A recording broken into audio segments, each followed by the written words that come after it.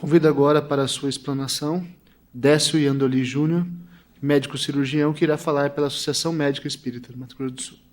Bom dia a todos.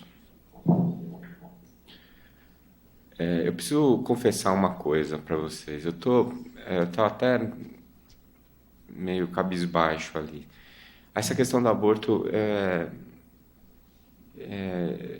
feio o que eu vou falar aqui, mas eu tenho que admitir, eu estou desanimado.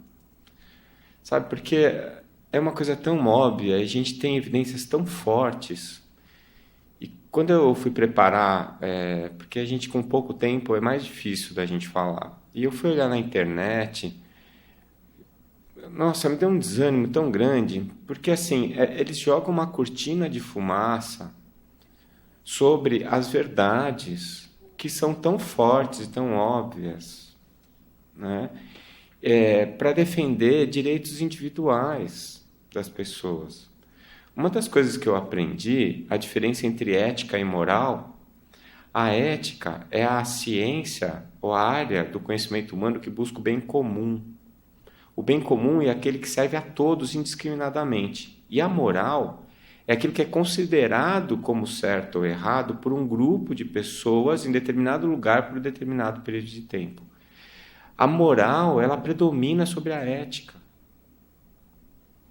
E as pessoas que são formadoras de opinião, e aí a responsabilidade da mídia, dos jornalistas, esse pessoal, eles estão tendo uma atitude irresponsável. Então, quando você vai colocar uma pesquisa no Google sobre mortalidade materna infantil gerada pelo aborto, por exemplo, você vai cair, as 10 primeiras referências são de sites abortistas, que defendem o aborto. Então, se a defesa contra o aborto é uma questão dogmática, defender o aborto também é.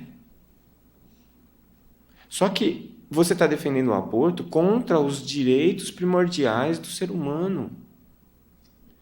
E quando a gente vai fazer um seminário, quando a gente vai fazer uma palestra, quando a gente vai falar, né, é como a Juliana falou que a gente fala, esse é o meu desânimo, a gente fala para quem já sabe. Então eu não sei como é que nós vamos resolver isso. Gente, acho que é só esperar 2019 mesmo. Né? Porque como é que nós vamos resolver isso? Então eu estava ali até meio triste, porque eu falei assim, puxa, mas será que vale a pena, né? Quer dizer, está errado, eu não posso desanimar desse jeito, né? Mas eu não tinha como começar a minha fala antes de abrir meu coração, porque, meu Deus, né? A gente luta por um mundo melhor, a gente acredita na renovação do planeta, a gente acha que está na hora das pessoas se conscientizarem, mas parece que você olha em volta e só vê deserto. Parece que as pessoas ainda não tomaram consciência do óbvio. Quanto mais a ciência avança e quanto mais a gente conhece sobre a vida, sobre o ser humano, mais claro fica isso. E aí você pega pessoas que são expoentes da medicina brasileira, expoentes da cultura, e elas ganham um destaque gigantesco na mídia para falar contra a vida. Você chegar em 2015 e falar que a mulher tem direito sobre o corpo dela e considerar o aborto como um direito da mulher, isso é ridículo. É ridículo juridicamente, é ridículo psicologicamente, é ridículo dentro da ciência médica. E isso é tão evidente que não tem nenhum segredo sobre esse assunto. Não existe segredos. É tudo muito claro. Então, sabe, acho que a gente, como disse a Juliana, a gente tem que perseverar. Né? Tem que perseverar, porque quando eu estou assim, do jeito que eu estou agora, né, que eu fiquei mexido com as exposições, eu fico pensando na doutora Marlene, sabe? Porque assim, quando estava tudo muito ruim, a gente estava muito mal, assim, achando que estava indo a vaca para o brejo, ela falava assim, meu filho, se acalme, porque Jesus está no leme. Olha, a única coisa que acalma meu coração, saber que Jesus está no leme. E depois que ela desencarnou, eu tive um contato mediúnico com ela, E eu estava muito mal também pelas mesmas questões. A gente agora brigando contra a legalização da maconha, né? Pensando nas pessoas. E eu muito mal, assim, eu fiz uma prece, estava no dia do meu evangelho, e depois da prece eu ouvi a voz dela. E ela falava assim para mim, se acalma, Décio. Quando eu estava aí, eu também ficava desse jeito. Mas do lado de cá eu vejo que está tudo no lugar certo. As coisas estão acontecendo como devem acontecer. E as pessoas certas estão nos lugares certos. E tudo vai terminar bem. Aquilo me acalmou. Mas você vê, eu já estou assim de novo. Não é? Então, a gente tem pouca fé. Talvez essa pouca fé ela seja útil quando a gente se revolta. Quando a gente resolve que não dá para ficar mais inerte ou impassivo diante desses escalabros que a gente está vendo. Sabe? Eu estava conversando ontem, né, na quinta-feira na reunião, a gente discutia lá, depois da reunião da AME, a gente não pode descambar para a política. Porque a gente tem essa história que a política descamba. Política é uma arte necessária para a humanidade. Então a gente vai ter que participar disso também. Como? Informando as pessoas. Então, talvez, para vocês que são contra o aborto, essa mesa seja muito útil, porque vai trazer recursos para que você possa discutir isso. Para que você possa, numa mesa de jantar, numa festa de aniversário, você tenha argumentos que impactem as pessoas para elas pararem para pensar que elas estão sendo conduzidas como patinhos num efeito de manada que está levando a humanidade para um lado que interessa para eles, não para a humanidade. Então não é uma questão ética, porque eles não estão pensando no bem comum. Uma Constituição maravilhosa dessa, como a gente tem, que foi uma conquista enorme da nossa nação, e agora eles desvirtuam tudo. O aborto no Brasil, não se enganem, já está legalizado. Porque qualquer menina que chegue num hospital e diga que foi estuprada, ela não precisa passar por nenhuma... Ela não precisa provar que ela foi estuprada, ela não precisa passar por corpo de delito, ela tem direito ao aborto. E quando o Ministério da Saúde decretou essa deliberação, o Conselho Federal de Medicina foi contra. E eles não conseguiram fazer com que o aborto crescesse no Brasil, porque a ideia era essa.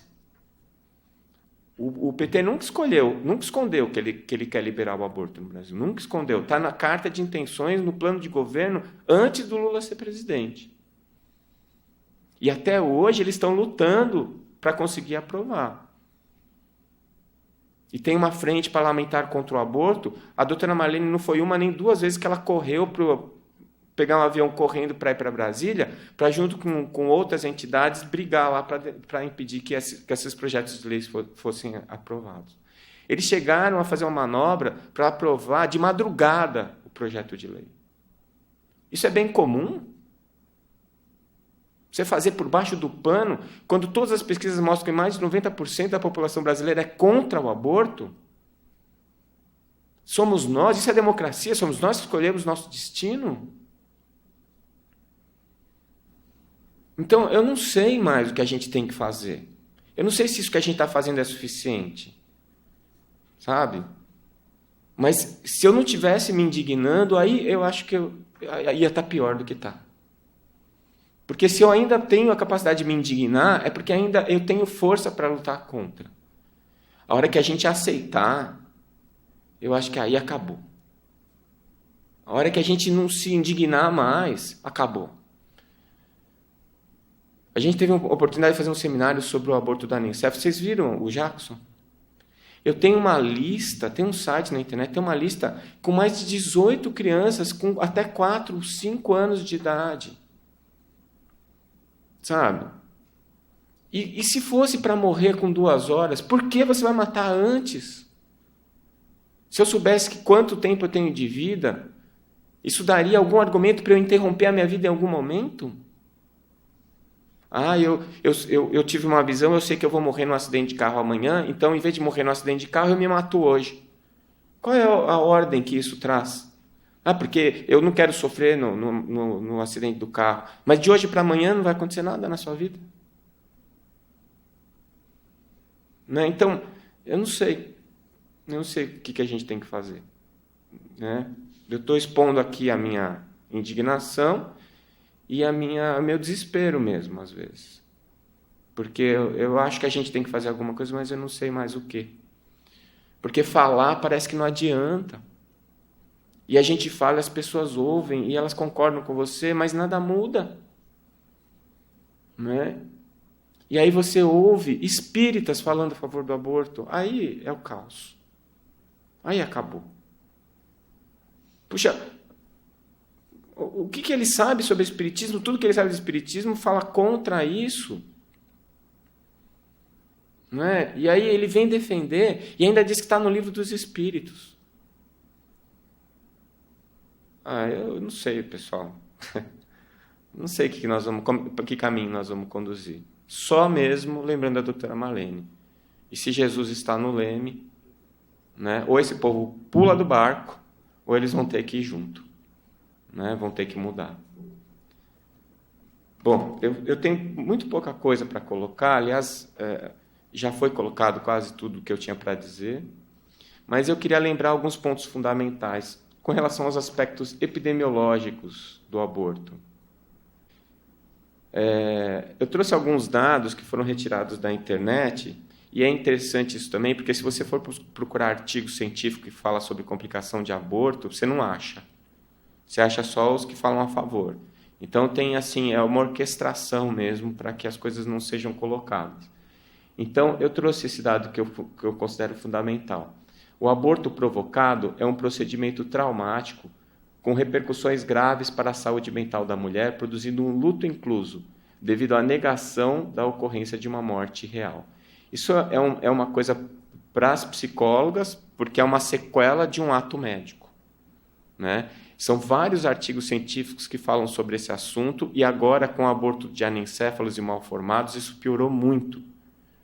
Porque você tem uma mãe que tem um luto, porque a mulher que engravida, mesmo que ela não se considere mãe, ela é. Biologicamente ela é mãe, e instintivamente ela se considera mãe. Então, aquelas mulheres que têm um aborto espontâneo, nas primeiras semanas de gestação, ela tem o luto.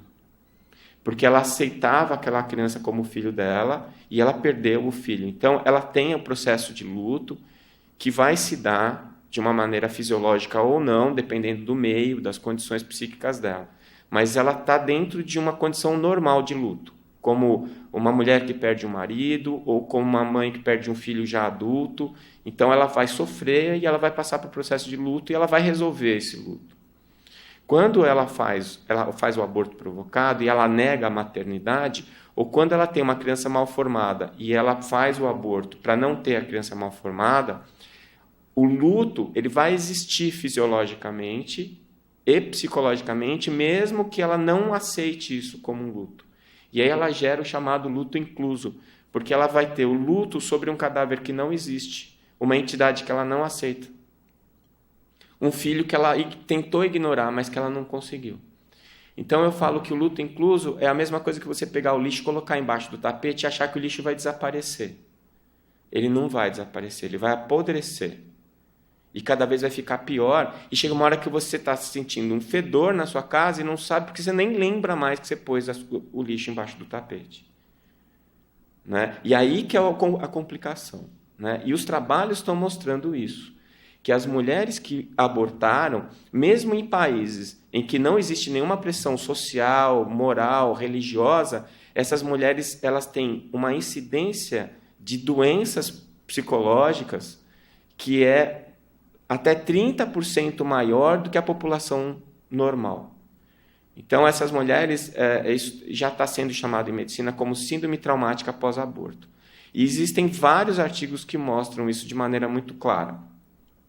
Já existem algumas entidades na Europa, na Holanda, nos Estados Unidos, na Espanha, de mulheres que têm doenças psicológicas, a maior parte delas é quadros depressivos graves, e que foram diagnosticadas como síndrome traumática pós-aborto. E essas mulheres se juntaram numa instituição que hoje está processando o Estado, porque o Estado forneceu o aborto para elas sem avisá-las que elas estariam se expondo a uma maior incidência de doenças psíquicas. Né? Então você vê que engraçado, né? Tem as mulheres que estão brigando para ter o aborto e aquelas que estão brigando porque tiveram. Porque as consequências médicas já são bem medidas. Esses aspectos epidemiológicos. Além disso, a gente tem que levar algumas coisas em consideração. É o seguinte, essa questão da saúde pública. O aborto, no Brasil, ele é proibido. Então, eu trabalhei 7 anos na Zona Leste, em São Paulo, como cirurgião. Eu cansei de operar as meninas com útero perfurado. Era muito comum a prática lá de fazer o aborto com agulha de crochê. A de crochê que é a comprida, né? Tricô, agulha de tricô.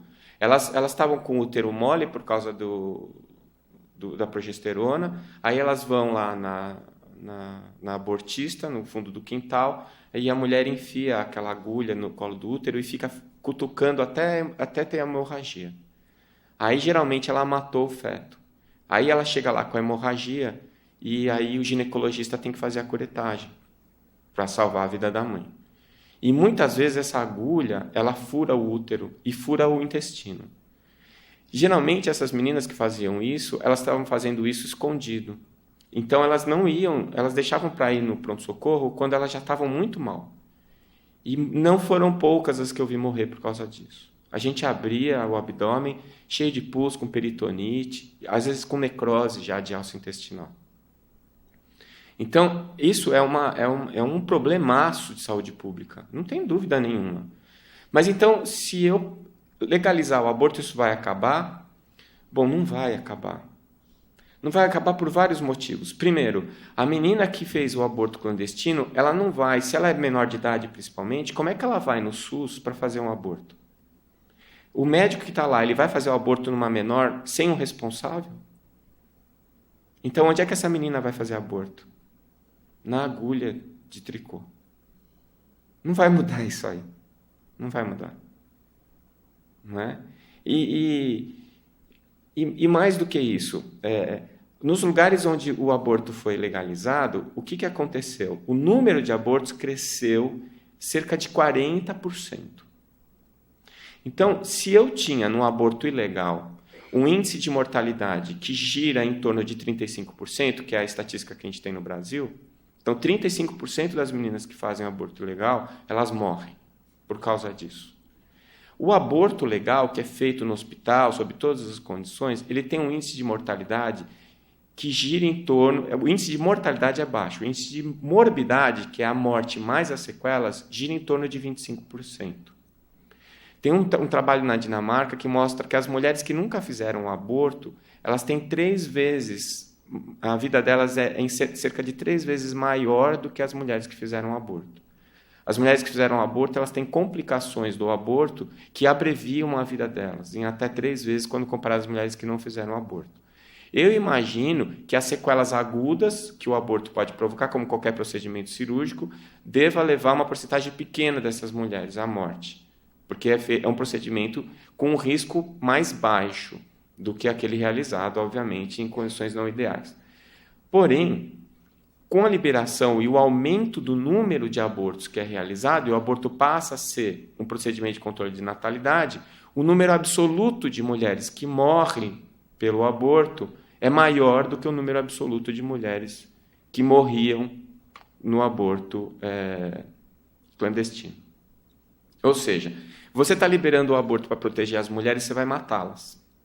E se você não matá-las, você vai sequelá-las, porque o índice de esterilidade é muito alto e a quantidade delas que vai desenvolver depressão grave é 80% maior do que as mulheres que não fizeram aborto.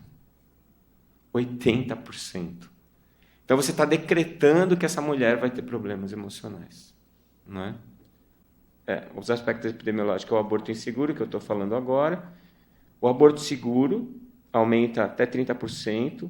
Em cada 100 abortos legais, 3 complicam, e a mortalidade é menor em porcentagem, mas nem sempre em números absolutos. Se você pega o gráfico lá, o hemisfério norte do nosso planeta, quase todos os países têm o aborto legalizado. Quase todos. O hemisfério sul é que tem menos.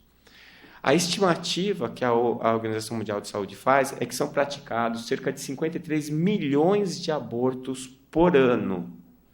Gente, 53 milhões de abortos por ano. Quantas mulheres morreram nesses abortos? Quantas mulheres ficaram com sequelas emocionais nesses abortos? Não é? Vamos descer. Então, a esterilidade, a síndrome traumática pós-aborto que eu já falei, pode passar, do luto incluso. Esse eu já falei, pode passar. Esses outros 3 trabalhos que falam sobre o sentimento de culpa do luto, que vai surgir independentemente do aborto ter sido feito clandestinamente ou legalizado, isso não muda nada.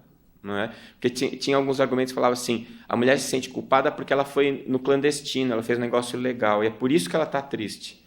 Bom, aqui no Brasil é até piada falar um negócio desse, que a gente vai se sentir culpado porque faz alguma coisa ilegal. A gente vive fazendo coisa ilegal, não é? Que os advogados não nos ouçam. Pode passar o próximo. E os aspectos éticos, que o corpo da mulher é diferente do corpo do embrião, isso biologicamente e imunologicamente é a mesma coisa. O custo para o sistema de saúde. Então, aqui nós moramos em Campo Grande, né? Não moro mais em Santos, faz 6 anos, família. Mas aqui em Campo Grande, um dos hospitais mais importantes é a Santa Casa. A minha mulher trabalha lá, ela é cirurgiã pediátrica. Quantas vezes ela estava com uma criança com apendicite e ela tem que esperar para operar a criança 12 horas, 24 horas depois do diagnóstico, porque o centro cirúrgico não tem vaga.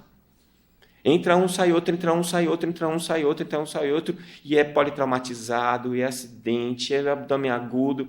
Aí você vai tirar uma sala para botar uma mulher lá para fazer aborto. Porque é um direito dela. Você vai usar hospital, você vai usar anestésico, você vai usar material de um SUS que não tem dinheiro para pagar a sua apendicite para fazer um aborto. Porque é direito da mulher. Não é? Não, o direito da mulher é de receber a educação. O direito da mulher é de ser tratada porque ela não sabia que ela ia ficar deprimida porque ela fez o aborto. O direito da mulher é de ser apoiada quando ela estiver grávida. Até se ela não quiser ter o filho, para ela ser apoiada, para ela poder fazer dar o filho para adoção depois. É isso que a gente precisa fazer. E não ir lá e botar ela no centro cirúrgico para colocar mais uma coisa dentro de um sistema caótico e falido, que é o nosso sistema de saúde no Brasil. Né? Então, e depois as complicações que ela vai ter, porque nós vamos ter que tratar também. Vai ter que tratar. Aí ela vai ficar estéril, ela vai querer ter filho depois, é um direito dela. O governo paga a fertilidade? Alguém aqui sabe de algum procedimento que eu quero ter um filho e minha mulher não pode ou eu não posso? O governo vai pagar para eu ir numa clínica de fertilização? Pois então. Então, o melhor caminho é esclarecimento e uso de métodos contraceptivos. O próximo. Então, a conduta médica, que eu acredito, é uma conduta preventiva, através da orientação sexual, que já foi falado, um atendimento ginecológico gratuito mais barato que o aborto, não é? Previne não só a gravidez indesejada, como um monte de outras afecções. Gente, eu estava conversando com os alunos da Uniderp, eles estiveram agora para fazer um atendimento lá, num bairro longe, distante aqui de Campo Grande. As meninas, agora é moda, não sei se vocês estão sabendo disso, fazer orgia. Elas se juntam no domingo para fazer orgia. As meninas com 14 anos, 15 anos, vão participar de orgia. E elas contam dando risada, contando para a acadêmica de medicina, dando risada. Ah, é legal, agora é moda, a gente vai na casa de alguém, junta lá uns 5 meninos, umas 5 meninas, 8 meninas, e a gente fica transando lá. Meu Deus do céu! Tem que dar escola para esse povo, gente. Tem que dar educação para essa gente. Elas estão perdidas. Ela fala assim, sabe qual é o status no bairro dela? É a menina com 15 anos, 14 anos, passear com um carrinho de bebê. Mostra maturidade. Olha a fala da menina. 14 anos. E nós estamos lutando para aprovar aborto. Não dá para entender. Não é? E aí, então, além disso, eu vou prevenir AIDS, eu vou prevenir sífilis. Sífilis é um negócio medieval. Está cheio de casos de sífilis. Eles transam sem camisinha. É gonorreia, sífilis. Está voltando sequela de sífilis. Nós estamos em 2015, meu Deus do céu. E a gente está preocupado com o aborto. Vamos dar escola para essas meninas, vamos orientar, vamos ensinar a usar preservativo. Não é? Vamos dar uma opção para ela de lazer, em vez de fazer orgia no domingo. Vamos dar alguma orientação ética para essa pessoa. Porque é isso que ela está precisando. E depois que a coisa já aconteceu, e para quem já aconteceu, que está cheio, vamos dar o apoio psicológico e psiquiátrico. Também nunca vi ninguém conseguir, pelo SUS, um atendimento psicológico prolongado, que dê tempo de se fazer uma psicoterapia que dê algum resultado. Você manda para a psicóloga, você consegue, mesmo no convênio, dois atendimentos, acabou. Mas ele vai fazer mágica? Vai fazer lá uma pagelança para resolver o problema psicológico do paciente? Não vai resolver. E a gente está querendo aprovar o aborto no Brasil. Não é? Pode passar. Então, eu trouxe para encerrar aqui essa fase da doutora Marlene, que nós vamos concluir baseados na ciência que a vida do embrião não pertence à mãe, ao pai, ao juiz, à equipe médica ou ao Estado. Pertence exclusivamente a ele mesmo, porque a vida é um bem outorgado e indisponível. Isso é claro e óbvio. E uma frase da Madre Teresa de Calcutá, está no próximo slide,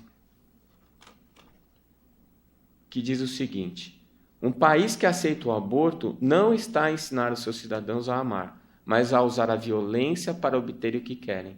É por isso que o maior destruidor do amor, do amor e da paz é o aborto. Quando a gente aprova o aborto, a gente está dizendo que é possível matar, e a gente aceita isso.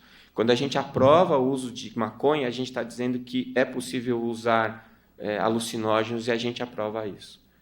Se você quer resolver o problema legal, porque você tem um problema policial, você tem que dar educação para essas pessoas e não liberar para elas fazerem o que elas quiserem, porque elas não sabem o que elas estão fazendo. Ou você acha que aquela menina que vai participar da orgia amanhã, ela sabe o que ela está fazendo? Aquela outra que está... o ano que vem eu vou estar com um carrinho de bebê também na rua, aí todo mundo vai olhar para mim e falar, nossa, ela já é uma mulher. Tinha que dar uma boneca para essa menina, não um filho. Muito obrigado.